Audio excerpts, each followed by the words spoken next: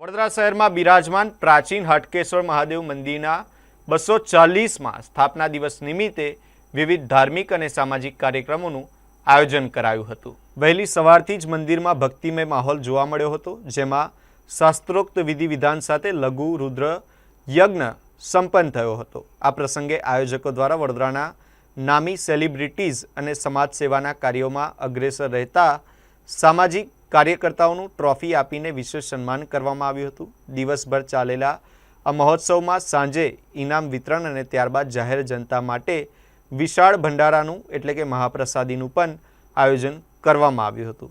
ભક્તોએ મોટી સંખ્યામાં હાજર રહી દર્શન અને પ્રસાદનો લાભ લીધો હતો, જેનાથી સમગ્ર વાતાવરણ શિવમય બની ગયું હતું। જય હાટકેશ।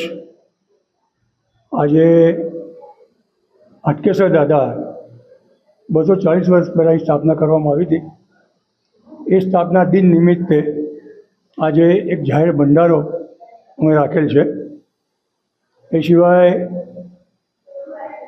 જે કે સેલિબ્રિટીઝ છે વડોદરાના, જે સામાજિક કાર્યકર્તાઓ છે, એ લોકોને પણ અમે આજે સન્માનિત કરવાના છે ટ્રોફી આપીને। અને આજે સવારે લઘુરુદ્રનો કાર્યક્રમ બહુ સરસ થયો। આખો દિવસ કાર્યક્રમ ચાલ્યો છે। આજે અત્યારે ઇનામ વિતરણ ચાલુ થશે, ત્યારબાદ જાહેર જનતા માટે મહાપ્રસાદીનો લાભ આપવામાં આવશે।